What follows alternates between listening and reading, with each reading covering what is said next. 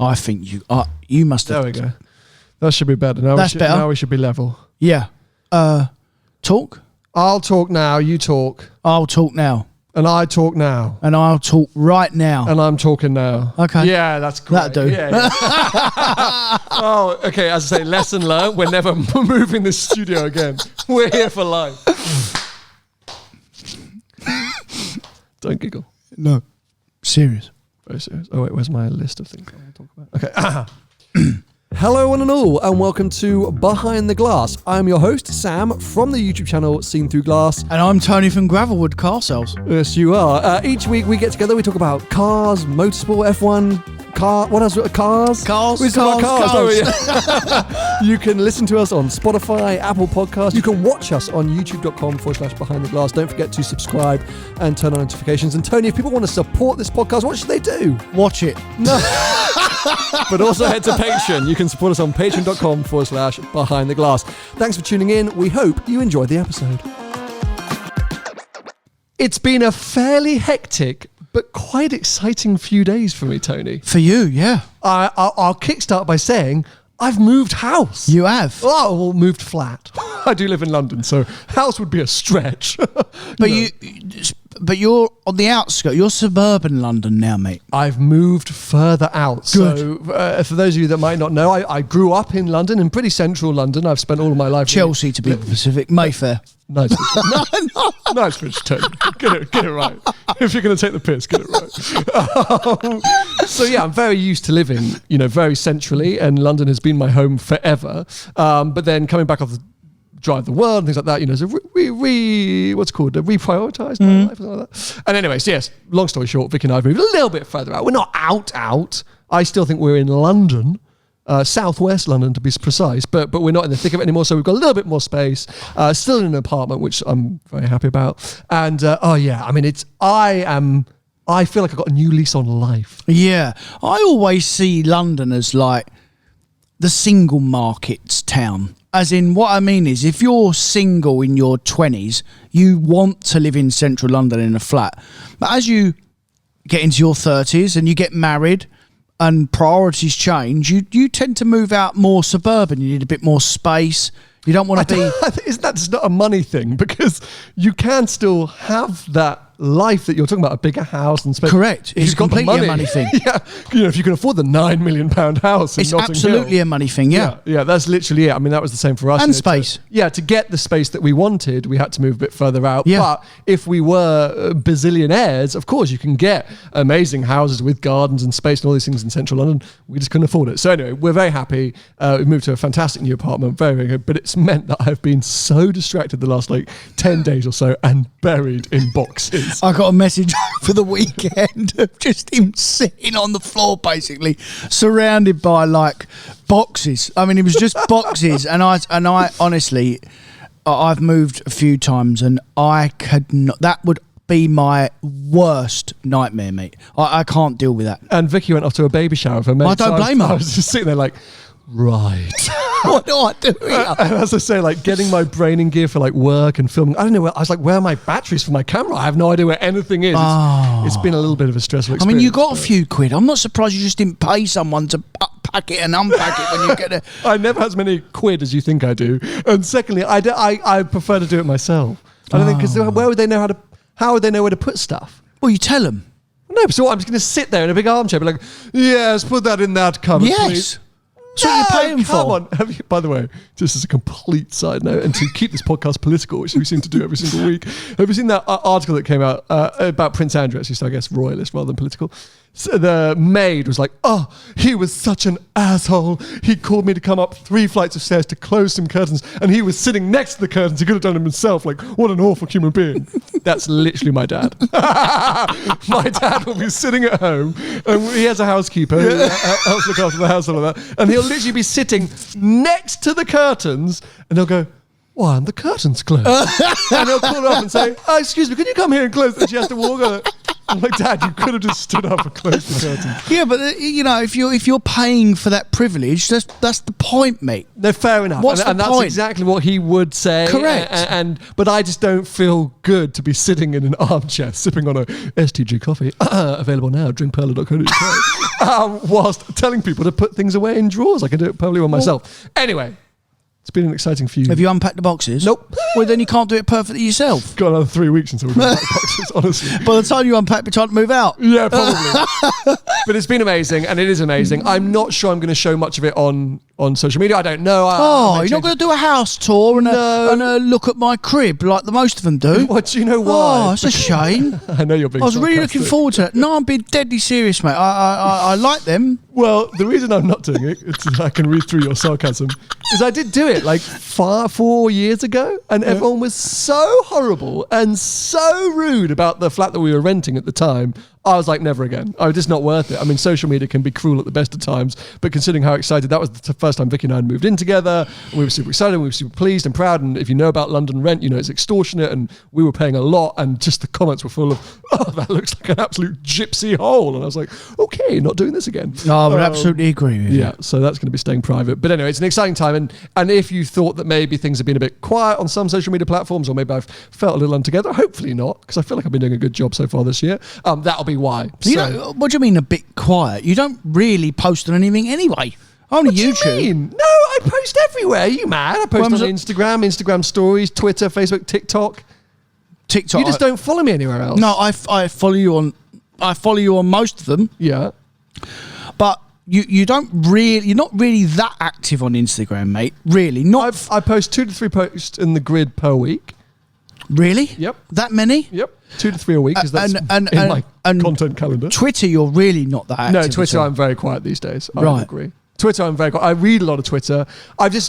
I'm not sure what to say on Twitter anymore. No. You're very active on Twitter. Well, I only active because I like winding people up. Yeah. I mean, it is brilliant. If you want to set a grenade off somewhere, comment something controversial on Twitter, and then they're off. Yeah, and then you just sit there. It's brilliant. It gets me all afternoon. If I'm bored, I'll put something controversial on Twitter and just sit there and read it all. Yeah, I know. You just like winding people up. You send me a message saying, look what I just posted on Twitter. Set off a grenade. Anyway, that wasn't the only exciting thing to happen in the last few days. Oh. I have finally purchased my next daily. Oh my God. At last. Yeah. At last. You and the rest of the audience, I think. Oh my God. 5 months later. Can I just this is me being slightly defensive, but also explaining, because I saw a few people being a bit like, just get on with it now. Yeah. I posted a video last week with Lenny the Geezer, Lenny Urban, talking about still shopping for my next daily. I'm in this Defender loan. People are like, oh my God, ultimate tire kicker.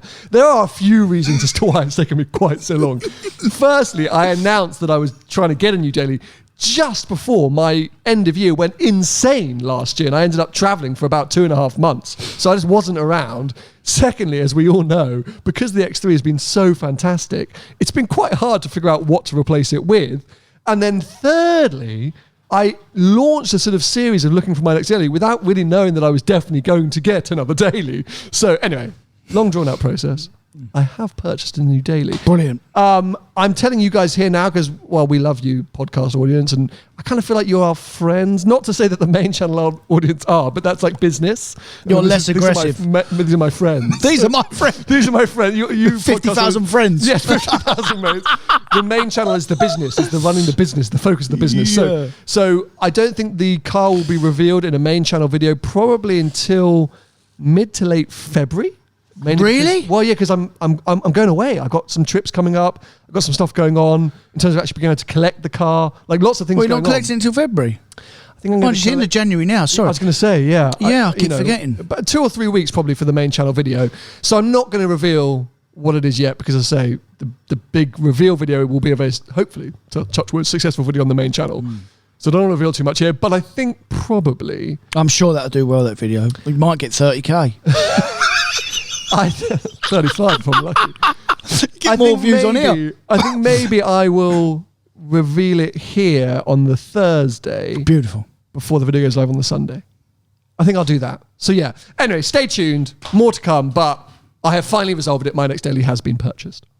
So if you want to know what his next daily is, subscribe and you'll get an exclusive here first. Is that right? That's what I was trying to cue you up. You cottoned on right there. I was about to move on. Right at the death. So yes, subscribe now if you're watching here on the YouTube channel. Turn on notifications. If you're listening, keep listening on whatever platform you're listening on. That's Spotify, Apple Podcasts, wherever it might be. Because yes, some point in February, I'll be revealing my next daily here on the podcast ahead of the main channel video going live a few days later. Beautiful. So, we have some car news to discuss. Which is incredible. Out of nowhere. Who saw this coming in the middle of January? Who knew? Not us. Some of it is our own news, but some of it's also been posted all over the internet. So let's dive into that first. Because have you seen, I'm sure you have, that apparently the first customer Valkyrie has been spotted driving around in Germany? I've been tagged about 300 times. 3 million times. I think the clips of this car driving around maybe went out on or got posted on Thursday evening after this podcast went live. And from then until now, I think every day I've received about 400 links to that clip. But yes, essentially, supposedly the first customer Valkyrie has been spotted driving around in Germany. Now, the reason I say supposedly is for a number of reasons. At the end of last year, Aston Martin released a sort of press release saying, here is the first customer car rolling off the line. Ta-da! And we were a little skeptical at that point, being like, well, who is the customer? Is it actually going to be delivered? Like, where's it going? And the shots that have been released, well, firstly, they're semi-professionally shot. If it's a car spotter, well done, great shots. They're highly stabilized, filmed from a sort of tracking car. That's not a very easy thing to do. That's not like, oh, I've just spotted the car, I'm going to whip out a camera. So that's impressive. The sound is all off. And again, this is me being like a bit of a nerd. And do you remember when Shmee like delved into the high-speed record of... Who was that company that said that they got the world record for the fastest? Oh, yeah. Shmee, I feel like I'm doing that with this Valkyrie. Yeah. But the soundtrack doesn't quite add up. It's a lot of gearbox whine, a lot of sort of noises which you don't necessarily expect, and they also don't correlate to the footage you're seeing. So it's been edited weirdly. What I'm trying to get about is this a customer car, or is this a final sort of pre-production run? Is this an Aston Martin executive? Is this what I mean, we don't know. You know what I thought was a bit weird is, and listen, who am I to say who gets the cars first, but you'd think if a customer was going to get a car first, it would be American, Chinese, because of the market. Lawrence Stroll. Or someone, or a UK customer. Why would it be a German customer be first? I'm not saying that that's wrong. What I'm saying is from a look at this, surely there must be someone in LA or Beverly Hills that's ordered one. I mean... Yeah, I guess the thing which we don't know. So I had somebody who had one coming and cancelled it and was, high up enough on the Aston list and had enough money to sort of be fairly high.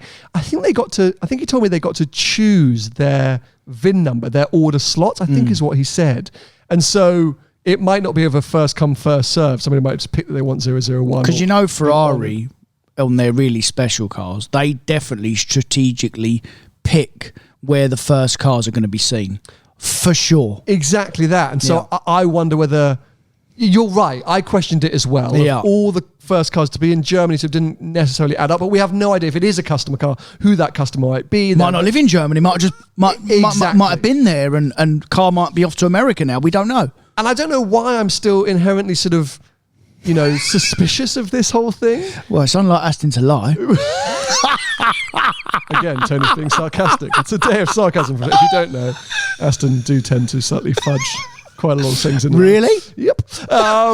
And so, I'm just skeptical. I think, there's enough people I know who had Valkyries coming who are like, we know nothing about this. We don't know when our cars are coming. There's been no update. There's just this one supposed... So if you've got a Valkyrie coming on order, because some of you out there are crazy enough to have that, let us know. Have you received any updates? Have you received any communication about this first customer car? Because the other thing is, Aston revealed that sort of press release, the customer rolls off the production line. It rolled back on. Well, you think they'd make another big buzz about it being delivered? So, absolutely. Anyway, I don't know. I'm just weirdly skeptical, but maybe you guys are bored of us being a bit skeptical. I am excited because, my God, it looked insane in the footage. Yeah, it did, yeah. As a road car, that's not a thing. It looks like it's from 2052. Yeah. But people used to say that about the LAF, didn't they? And even now, like when a LaFerrari come out, that was like, oh my God, that looks like it should be out in 20 years' time. Fair. You know, so... Even a 720S. Yeah, for but sure. I think Valkyrie is 100% next level. And I think we're only going to start to see things similar when all these Le Mans hypercar, you know, whatever they're called, prototypes and things start to hit the road. Yeah. But no, insanely exciting. The sound, as I say, in addition to the sort of gearbox whine and things like that coming on, sounds great. And I cannot wait to see one in the flesh. But that's why I just want confirmation that this is happening. Valkyries are coming and we're not being stooped. Yeah. That's why I think I'm coming at it from an aggressive point of view. Yeah. I agree, mate. Okay, moving on. Lamborghini. Oh, I've written this down. Sterrato. Oh no, you've lost me. I'm gone. Do you know about this? No. What is it? It's the off-roading Huracan. Oh, the jacked up thing. Do you remember? So a few years ago, yeah, I've seen that. A few years ago, the concept got launched. Yeah. And everyone was like, what is this? They'll never build it. And now it's been spied testing an off-roading Huracan. Yeah. Are they? Where's that going to go? In the desert? On the snow? I mean, you would think it's like a UAE special, right? Like straight out to Dubai. They would love it there. Straight on the dunes. But what is going on? Because we're fairly confident of a 911 Safari, if that's going to be its formal name or not, we don't know. But a sort of jacked up off-roading rally spec 911. We've got now this Huracan Sterrato. We had the Morgan off-roading concept thing. So why is it that manufacturers are suddenly going, let's take our sports cars and make them... Let's jack them up. It's make them worse. Like the Taycan Cross /Sport Turismo. It's like a sort of...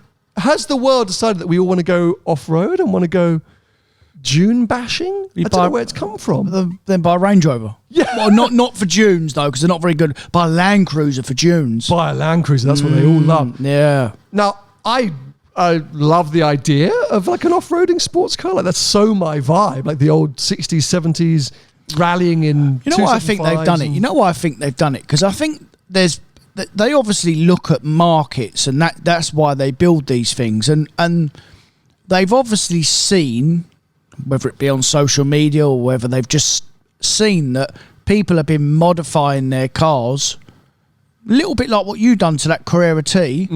Where, you know, there are and that is a thing, mate. And there, you know, people are going on these mega road trips, and you know, you go into Africa, you need a car like that. There's been some Top Gear specials where they've done that, where they've jacked the cars up, and maybe there is a genuine call for it now. And like we've said before, a manufacturer will really only make something if they're a business, if there's a call for it. So there must be a genuine call for it. Well, I think you're right, you know, and we're seeing this more and more, aren't we, of manufacturers kind of really listening to or reacting to popular their customers, customers and social media trends and all these different things. And for sure, over the last 18 to 24 months, the interest or intrigue in rally-esque cars. Look at that crazy Singer Tuthill project that came out. You know, there is this kind of upward trend. 996 Road Trip, Brock doing that amazing stuff he is with his 911 and my Carrera T. I'm not taking any kind of credit for that. But yes, you're right. There's this interest in adventure. And actually, when you think about it, the manufacturers haven't got to think, because they just go on social media and go, right, what can we make this week? What's trending? What do people want? I mean, it's just made their jobs miles easier. Oh my God, if Ferrari unveiled a jacked up Lusso with rally lights, I'd be all over it. I'd be straight down to Dick Lovett Swindon. Take my money. Only one, I've got none left. But you say I'm the only one. You're right in a sense where all they have to do is do a limited run of this. You know, 50 Huracan Sterratos, 150 911 Safaris, done. There'll be enough nut job collectors and idiots like me that will be like, oh, I'd love that for no apparent reason. And it's not even that. When they're based on the same as the normal car, they're just jacked up. They're like a win-win financially, business-wise, because they're fundamentally going to be the road car, but just on different suspension and different tyres and different brakes, which actually, when we know about Lamborghini especially, they're shared via a huge group. So they're under the VW group, so they're just going to nick stuff from other brands, Bentley, Audi, Porsche. So the cost to actually develop the car is never going to be that high. No. And you're going to create this really cool cult. Do you need to grab that? No. Tony said it's been a bit quiet recently, so I don't want you to step away from any potential sales. It's getting busier, actually, to be fair. It has picked up. For those of you, by the way, just asking what's just happened, because maybe you're listening, Tony's phone started to ring. So. On silent, because I'm professional, but I've turned it over. Even more professional now. Yeah. But yeah, okay, well, I think it's going to be interesting to see what the future trends might be. I think it's almost a dangerous move that manufacturers these days seem to be so quick to react to sort of, popular trends. But cool to see, and I think it's exciting. Hey, look, if there's a day when I could end up on a road trip with a 911 Safari, a Huracan Sterrato, a Morgan CX, whatever it was called, and I don't know what else. Oh, who knows? We might all be doing road trips in jacked up Safari stuffs and going to places in cars that no one's ever been before. But for me, that is like the most exciting thing. Yeah, me too. I'd love to do that. Well, there we go. Great. Well, we're going to be knocking down the doors of Lamborghini and Porsche. Porsche. You more Porsche. Back to Aston Martin. There's a new variant of the DBX coming. There is. I heard about this. DBX S, we think. Yes. Originally, I think, hoped that it would have the DB11 DBS V12 in it. It's likely to be just a tuned V8, right? Correct. So just a bit more of a spicy. They're going after a Nürburgring record or something. I mean, is it going to help? Probably not. Well, it's always about price, isn't it, unfortunately? And when you compete with a Urus that sells hand over foot in terms of, it doesn't lose any money. I mean, it's just difficult, isn't it? The brand of Lamborghini at the moment are very strong. Well, they have been really since they've been under the Volkswagen group. For sure. But I have to say, as much as I do tend to bash the DBX, and you have a little bit in the past, whenever I see them, they do really catch my eye. No, mate, honestly, they look really different to anything else. Like I said to you before, we've just sold our one, by the way. Dynamically, they drive really well dynamically. Just there's a few places that let the car down, like with a lot of Aston Martins, which is why I don't particularly like them. But potentially it could be unbelievable, that car. So maybe the S, it will be unbelievable because it's definitely a pretty looking SUV. It's really lovely. And if they put a nice fruity exhaust on it so it sounds a bit girthy. Yeah, and put touchscreen and Apple CarPlay and things that you'd expect from a 2022 car, then we might be on 200 odd grand or whatever. Oh, mate, honestly, it does my head in, it does. I know, but then at the same time, I spend most of my time going, I'm so fed up. Why aren't there physical buttons in cars? But it's just... It's 2022. Yeah. I know. You don't want physical buttons, and you want physical buttons, and then you want it nice and clean. And I mean, flipping hell. I'm impossible to. You don't like McCann's because it's like a jet fighter pilot. Yeah, too many buttons. And then you've got a nice slick thing with touch. I say, give me some physical buttons. Give me some buttons. I know. I told you, I'm hard to impress. Now, moving the conversation on, this is sort of car news related, but it's probably a wider topic. So. My mum, I think I've spoken about this a few times before, ordered an Evoque back in May last year. Oh, good luck. So she ordered it as a replacement to her current Evoque, but a new model year update. She's got the fruitiest petrol engine because she said she wasn't ready to go hybrid, blah, blah, blah. And at the time they said to her it would probably be a 9-month wait, I think. Yes. Maybe they said a 6-month wait at the time. Anyway, whatever they told her, I think it was 6 to 9 months. She got a call in August or something like that, or September, and they said, it's been pushed back and delivery's not going to be until March next year. And she went, not interested, get rid of it, cancelled her order. Yep. Then it came to, I think, November or December time, and she was like, actually, I think I do still want the car, and, with everything going electric, maybe I just want to get the last great ICE-engined Evoque, because she loves these Evoques. And so she called back up and said, look, I've changed my mind. Can we start again? What's the currency? He said, well, look, I actually never cancelled your order. This is the dealer. Never actually cancelled your order because I'm so desperate for new stock. Yeah, they registered it themselves. Once it was in the system, I wanted to run through. So you can still have the car. It's coming in March. So she's like, okay, I'm back excited again. Her car had gone up in value because the world's gone crazy. Not now, though. Well, we'll come back to that in 2 seconds. I'm not going to say a word. I'm going to let you carry on, but I think I know what you're going to say to me, but keep going. Okay. Because this is brilliant. So don't let us forget to come back to what you just said about the prices cooling off. So so she's sitting around and she's starting to get excited now. It's coming towards the end of January. The car's going to be a month and a half away. And last week on Thursday at 11:21 in the morning. Oh, right. Really Pacific. The dealer got a note to say that Land Rover had pulled her build slot from the line. You knew that was coming? And I'll tell you why it's coming. Why? Okay, well... You carry on. So, my mum fuming. What does that mean? What are you saying? And the dealer, who I know the guy, very nice guy, and obviously not his fault. No. Had 4 cars in total happened to him that day. So he had to make 4 customer calls saying that your slot's been pulled or cancelled. And she said, well, what does that mean? He goes, well, we have no update as to when that slot is going to get repositioned, when your car's supposed to be. But at the same time, last week I went to see Lenny at Urban, and he was telling me, because obviously they're in the business of buying Range Rovers, Discoveries, Defenders, blah, Do blah, they buy them direct from Land Rover? Or wherever they can get them. Or through right, okay, wherever fine. they can get right, them. So they're not second-hand, direct, whatever, Right. They're just amassing stocks of all kinds of Land Rover products. No, what I mean by that, mate, I mean, are they buying them they're obviously not buying them direct from the manufacturer, they're buying them from the dealer network. Yes, Right, dealer okay, network, but right. also used Right, okay, individuals. I think they just buy them all over the place. Yeah. But again, they're struggling with getting hold of stock. Of course they are. But they say that they'll have moments with customers will call them up and say, I had a car on order. I've just heard that my slot's been cancelled. I've been waiting 9 months or a year, and I've just been told I've gone to the back of the line. Yeah. And I've got another 9 months to wait. So they're seeing an increase in demand because of this happening. So let me ask you, why do you think it's happening? Because, especially with the higher spec stuff, they can't fulfill the extras on the cars. So there's so many things they can't provide to build the car, make the car complete at the moment. They're just pulling orders. So they're just saying, this car can't have, and knowing your mum, she's got the nice spec one, so you can't have head-up display, you can't have a roof, you can't have the Meridian audio. Because they don't have the parts? They don't have the chips. Still chip related. Yeah, but it is parts, mate. It's not just chips. You can't have the Matrix headlights. All these high-end stuff. They run on hundreds and hundreds of computers, and Land Rover, more than most, which is why they sometimes break, because they're reliant so much on computers and wiring. Wiring's not a problem, but the computers and the chips are. So I think that's probably why they pulled her order. So I thought twofold. It's super interesting insight. I thought firstly maybe they were doing a Ferrari and pulling her order because somebody had a higher spec order that they wanted. I was like, could that be a thing?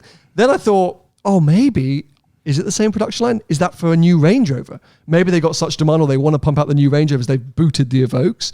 Or I thought, is it snaky and sharky enough that there's a savvy dealer, and I'm not saying necessarily my mum's dealer, that thought I could buy that car, put it in my dealer principal's name, put 500 miles on the clock and sell it for a premium?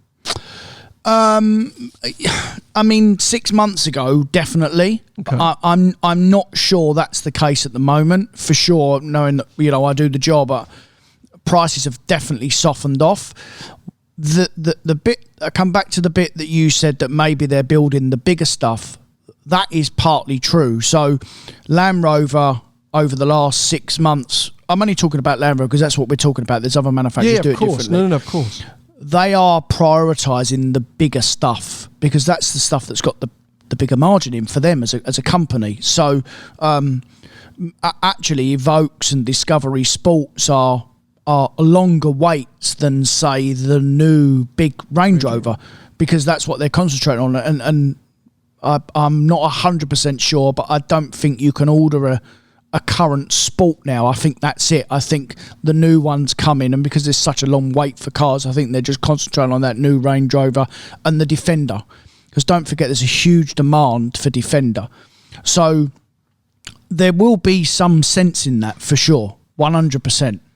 No matter what, it is a maddening situation for my mum, but a sort of crazy situation, because I know, of course, of all these delays and things like that, but I hadn't heard of until last week build slots being pulled or being cancelled when it's so close. She's 2 months. Obviously, that's when they're about to start the build, isn't it? So she's been in a queue for however long, and now we're 2 months out. They were probably starting to, action something on that line. Yeah. So oddly enough, when people sometimes get like an 8 or 9 month wait list for a car, people think it takes that long to build. It takes a couple of days to build a car. Yeah. It's on the line. On the line. Once they're on the line, and actually when they update you and say your car's on the line, it's already built. It's already done. It's already out. Yeah. It's unbelievable. It's all machines. Yeah, of course. So, and all manufacturers are the same, but obviously they all have different you'll know this because you've been to a manufacturer, they'll all have different times that the lines work. So they'll have a line of Range Rovers, then they'll have a line of Discovery Sports, and they have different lines, but it's all one factory. So they can only make a certain amount of cars per day, full stop. And they have to decide through demand what they make for the world, because they're not just making it for UK. This is a problem So worldwide, yeah. So you've got Land Rover's biggest market is still probably Chinese and American. We're very small for Land Rover. So what's happening? The cars are going out there. Yep. They're not coming here because it's not their biggest market. And don't forget, all these manufacturers, they're all businesses. They all care about, and they're losing huge amounts of money at the moment because they just can't build the cars. So I know they can't get the parts, but that doesn't stop their fixed overheads. I mean, they're huge. They're fixed overheads, and it's a problem for them. So then they prioritise as a percentage. Do we have 15,000 quid out of making an Evoque, for instance, or on the same line we can have 30,000 quid out of making a big Range Rover, that's what they're doing. So the fundamental, I guess, is when does this end, right? Because, this chip shortage, which we've all heard about for so long now, and is even, Volkswagen, I know people were telling me the other day, is a 9-month wait for a Golf at the moment. 56 weeks the last time I checked, which outrageous. is about a year. It's ridiculous for a Golf. So at some point, the supply has got to even itself out, as COVID starts to decline worldwide and shipping routes and shipping process becomes smoother again.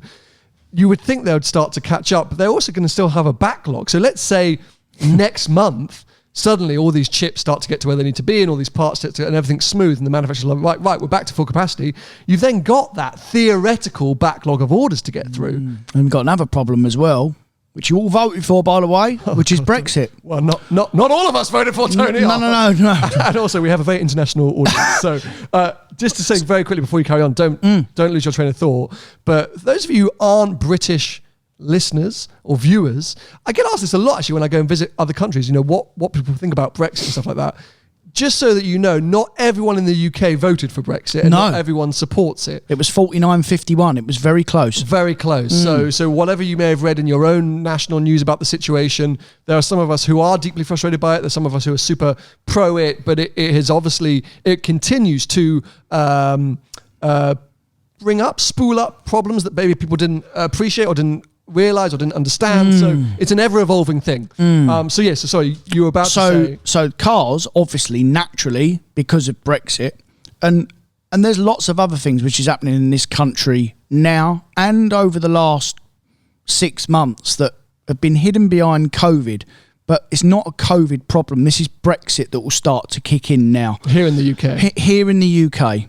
And cars is just an example. So when you import a car, there's going to be another tax. So new cars will be naturally 6-10% dearer, just naturally. And the days of pre-COVID, pre-Brexit, whatever you want to call it, both, of cars being unbelievably cheap, I'm not sure. Definitely in the near future, we're going to be seeing that anymore. Where you could get a car, a car that's lost half of its value, a real proper bit of kit for 20,000 quid, and it was 50,000 quid when it was new, and it's 20,000 quid 18 months old, or 30,000 quid.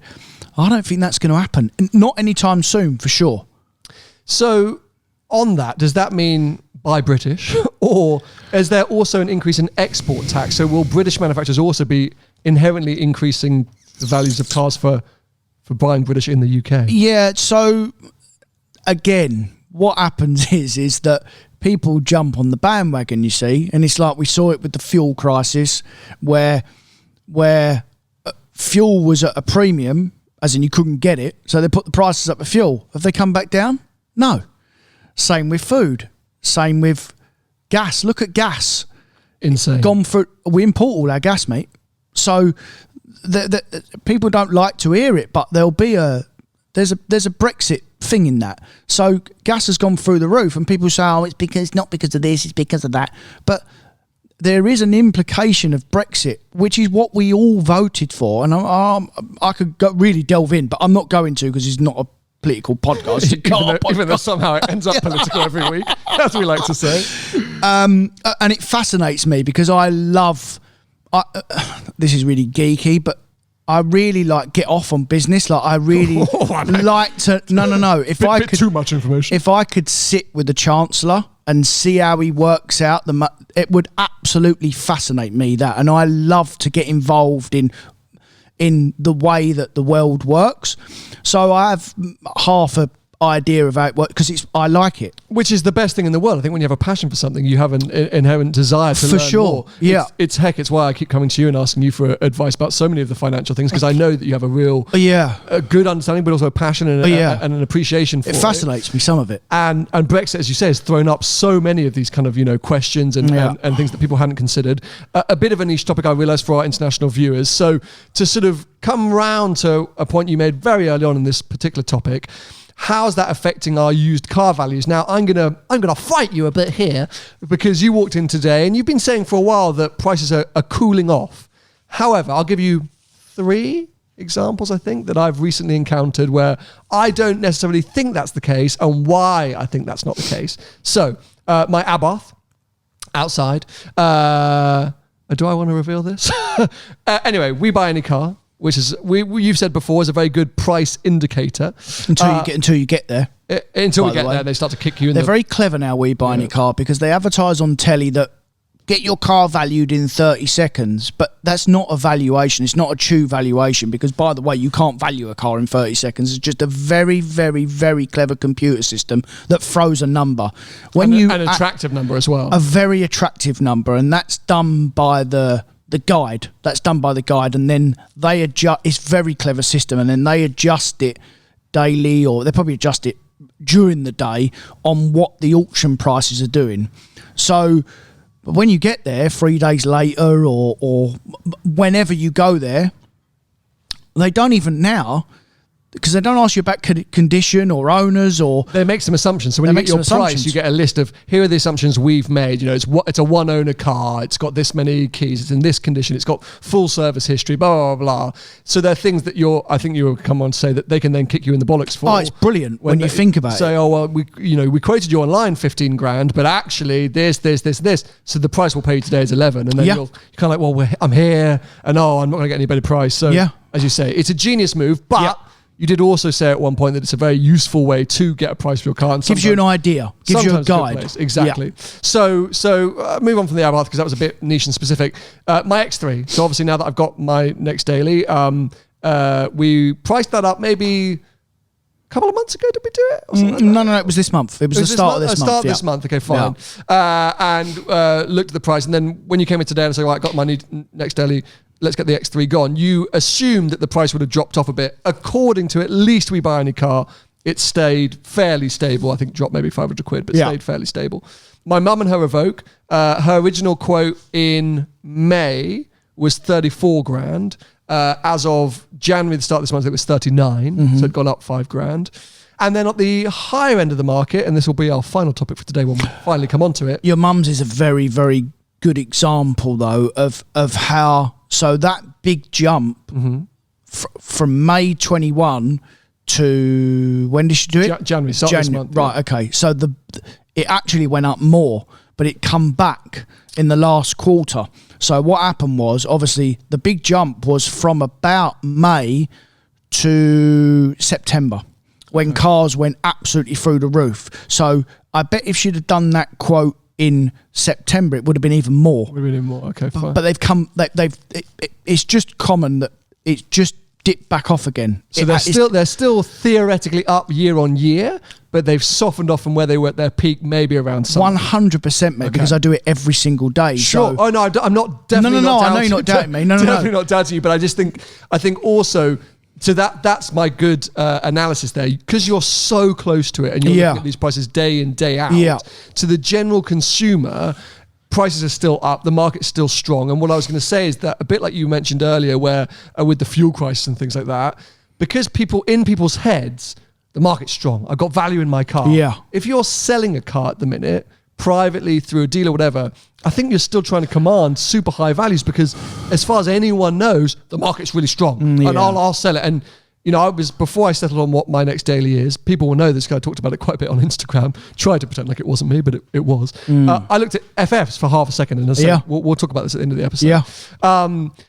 And my God, at that point of the market, wow, it's strong. Not only was stuff moving fairly quickly, cars like within a month and a half span were going quick, but also at fairly decent-ish money. Yeah. And when I went to speak to various dealers, and even when I went to Amari and speaking to the guys at Alexander's Prestige that I do regularly, at the higher end of the market, stuff is still flying and at good money. For sure, yeah. But as well, what happened at my end of the market, the sub 100 grand, cars got 2-year-old cars got all too close to their list price. So when that becomes which is what happened, then people weigh up, do I have a 2-year-old car at list that actually 18 months ago I would have got cheaper than list because the dealer would have given me a 10% discount, or should I just stay in my car and I'll wait because it's too close to list and people think, at some point the bubble will burst, and it will, but I don't think it's going to burst like we think it's going to burst. Like I said before, we've had huge increases, 20, 30% across the board. Some people saying 50%. I don't see that, but it's not going to go back down like that, and it won't go down that quickly because, again, the whole market revolves around supply and demand. It's as simple as that. So demand over the last 3-4 months in certain sectors of the motor trade has been dire. No good. In other sectors, like what you're talking about, the 150 to 250 grand, almost, I know this sounds ridiculous, but like an FF that was 300 grand new, what they really want is a Lusso, but they can't have a Lusso because a Lusso's now a different price bracket. 180 for a V12. Whatever, yeah. So what they're doing is they're coming back down the market, and then what does that do? Brings the prices up because everything is about supply and demand. We've said it so many times before. It's why house prices in London are a fortune because everyone, well, maybe not pre-COVID, definitely wanted to live in London. Prices are through the roof. It's as simple as that. And over the last 3 or 4 months, prices have dipped off because demand is not there. When demand comes back, prices rise again. So do you think in the spring, are we likely to see an increase in values because demand for cars and whatever? Or do you think this year, actually, if everything does start to even out, new cars will start to come back to the forefront and values will continue to soften ever so slightly or at least hold? The manufacturer, oddly, although they make new cars, they always, whether they mean to do it, they always dictate used car prices because it always comes from the top. So if they're bashing out cars like there's no tomorrow, then of course your used car is going to go down because you're going to have a new one for not a lot of difference. And again, 80% of people in this country finance cars. We know that. And on a monthly payment, when it gets too close to list, which is what's been happening, they've come off. But on a monthly payment, they're more money or as the same. So the answer to your question is, mate, and it's very odd that I don't normally know. I don't know. Yeah. Because well, it's all a guessing game. It's honestly, it's put your finger in your air time. You know, I just have to react to what's going on now. January in general, for me, is normally a very, very busy month. We are abnormally quiet. Now, if you'd have said that to me 3 months ago, I wouldn't believe you. So who knows what the market's going to do this year? There has definitely got to be some more softening off on used cars. There has to be. Because they just stuff's silly. They just reached that point. And I think they did all across the board. And that bigger, higher end market, don't forget when you're looking at some of this stuff, it would have been 250, 300 grand new, and then you're looking at it at 3 years old or 4 years old, and it's half money. So actually, because you can't get the newest model, you're thinking, oh, that's good value. So I'll be safe in that car. That might even go up a bit. It won't, but in people's minds, Man maths. Man maths. yeah, which convinces most people. How I got into my next daily. Yeah. So let's come back to that because, I did some posts on Instagram. So behind the scenes, and obviously I'm now revealing that my next daily is not an FF, sadly. Thank God. Yeah, behind the scenes for about a month or so, definitely over the Christmas period, this was a fairly strong possibility, and there's multiple reasons it hasn't happened, but essentially I haven't really bought a big car on the channel for a while. I did last year, or actually at the end of 2020. No, you bought a big car then? Yes. You bought a big car? I hadn't really revealed that, but thank you anyway. I revealed that I was thinking of doing that, but well done, Tony. Well, I don't know what he's bought either, but what he just said. So, he's flapping now. I'm flapping now. Cool me out. End of 2020, I bought the 911 40th anniversary in the Abarth. So lockdown projects. But really, before that, I guess the 911 Carrera 2 was the last kind of big-ish car that I bought on the channel. So it felt a while, and I was coming, so I was going, okay, now I'm ready. I feel like I'm ready to kind of go again and get something, a bit chunky. Yeah. And then I started thinking, okay, what are my plans for 2022? What do I want to kind of document? And we've been speaking a lot about, the end of one potential era, this combustion engine era, and V12s, waving goodbye to V12s, and now electrics here and hybrid, blah, blah. And I thought, heck, time to get my next Ferrari, why not? And one of the last great V12s. And I thought, FF just ticks so many boxes, and what a great story to tell. And I'm going to go out there and buy the cheapest FF I can buy, and it's going to be fantastic. And what a great load of content I've got for 2022. So I started looking into it. And fundamentally, buying a cheap FF very quickly becomes the most expensive FF you can buy. It's a car crash. So there were cars out there for 75, 80 grand, unbelievably cheap when it comes to finance because of the residual value. But the moment you drive them away from the forecourt, 25, 30 grand just to get them consistently running. So these were already scaring me a bit. So then I started to research some more. People were saying, really, you kind of want a 2013, 2014 car forward because they have these very real issues with their four-wheel drive system. And on the early cars, that goes wrong very quickly, and that's a 23 grand bill. So the later cars are slightly better, slightly more, what you really want is you want one of them that you can put Ferrari warranty on. That's what you really want. I mean, that's the real dream, but that's never going to happen. I wanted mileage that meant I could use the car. So if I was buying a car with 50,000 miles, if I was putting another 20, 30,000 miles. 50? Yeah. If I was putting another 20 or 30,000 miles on it, it was really literally making it unsellable. So all of this led to... most of your cars. All of this led to me suddenly looking at a car which was 40 grand more than I first started. I was looking at 80 grand cars. I was suddenly now looking at 120, 130 grand cars. Then I found out that the batteries literally have to be on trickle charge whenever you're not driving the car. Yeah. You cannot leave it for more than 12 or 24 hours without trickle charge. Yeah. I don't have that facility at my new place, so I'd have had to have rented an additional parking space which has power, which in London is probably going to be 250, 300 quid a month if you can find the space. So that gets rid of the sort of daily-able usability. Insurance, obviously very high. I couldn't really get Vicky on it because first she didn't want to drive it, and the insurance for her was extortionate because of her driving experience, etc. Fuel. So then, fuel, 7 mpg is the average. But, you're buying a V12 Ferrari, suck it up. I would have to get a little hot hatchback to be the sort of more practical, usable thing for Vicky to use.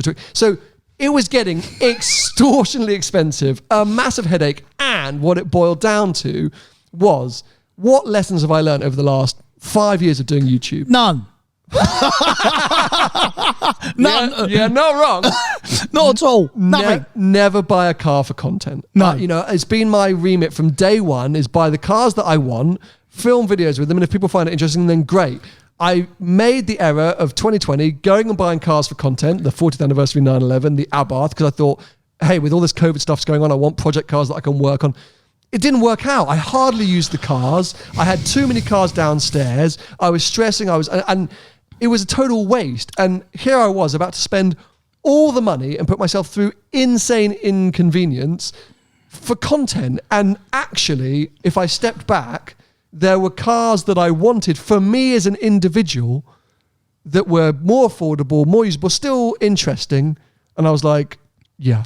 The problem is for you buying cars as content, you have to change your whole business model and remit, and you have to be more like Tim, because we've had Tim on here, and that is how Tim operates. He blatantly said that he operates like that, but he's geared up to operate like that. That's the way he behaves.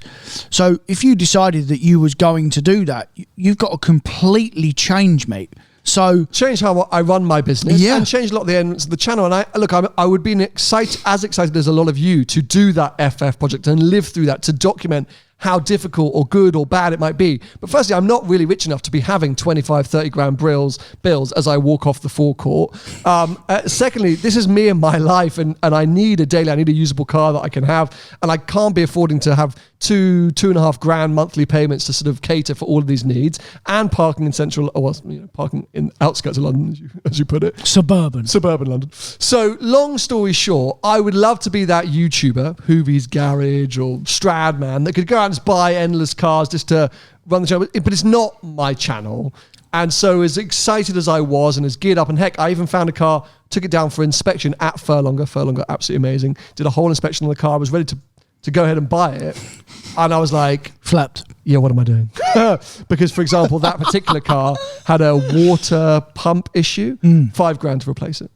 So I was like, already like, and I know that's an interesting storyline, but it's just not the way I've run the channel over the years. And I'd far rather get cars that enable me to go on adventures and create exciting content all over the world than necessarily cars that made me stuck here at workshops. Yeah.